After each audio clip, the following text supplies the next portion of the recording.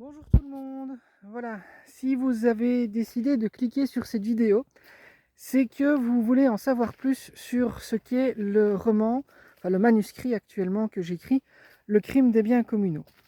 Alors c'est simple et complexe à la fois. C'est un thriller judiciaire, donc ça veut dire que la majeure partie du roman se passera dans une salle d'audience.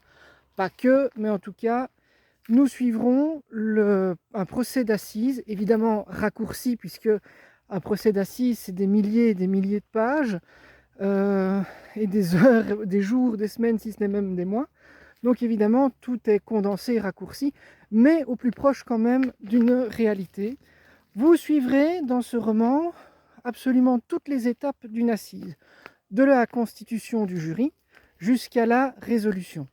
Vous, lecteur, vous serez le lecteur, mais aussi indirectement un membre supplémentaire du jury.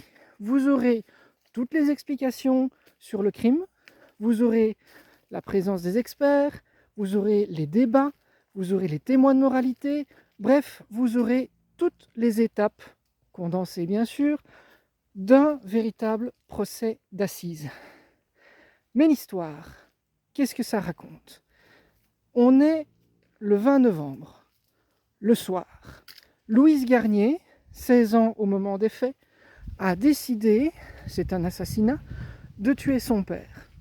Un acte qui mérite, il faut le dire, au moins 20 à 30 ans de prison. Passage aux assises, puisque le juge de la jeunesse s'est dessaisi de l'affaire. Bref, c'est un crime qui se passe dans le quartier des biens communaux à Seraing et qui est, ma foi, assez simple en soi.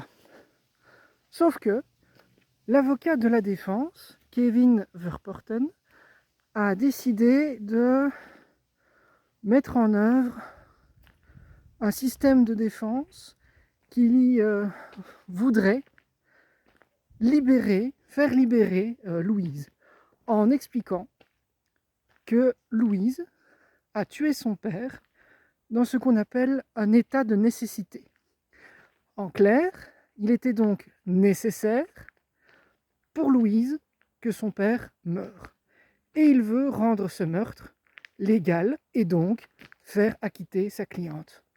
Bien évidemment, c'est d'une folie. Pourtant, il y a des arguments. Tout le long du livre, vous allez avoir Louise qui va raconter son histoire. Parfois elle-même, parfois à travers de son avocat, mais jamais en flashback.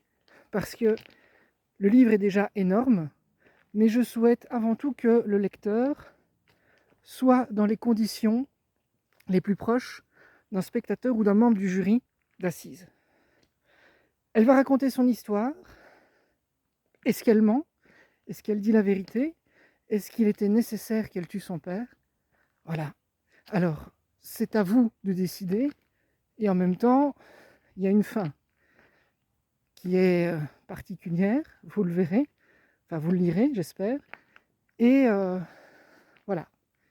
Il y a des arguments pour, il y a des arguments contre. À vous de faire votre avis. À vous de suivre l'histoire. Et ici, c'est compliqué de vous donner la fin et de comprendre la fin. Je sais que pour certains, demander la libération après avoir tué quelqu'un, c'est horrible. Mais il y a un twist, il y a quelque chose. C'est légal, c'est technique. Mais ce qui compte avant tout, c'est l'humain. Le crime des biens communaux, c'est un livre sur l'émotion, sur l'authenticité, ou alors tout le contraire. Parce que si Louise est une menteuse psychopathe, vous tombez peut-être dans un piège. Mais attention, moi aussi je vais vous piéger dans ce livre. Parce qu'il y a une petite subtilité. Vous avez l'intrigue principale sur Louise, mais il y a aussi une autre petite intrigue. Qui parle dans le livre? Et pourquoi c'est cette personne? Ça, je me tais. Alors, le crime des biens communaux, on fait le voyage ensemble?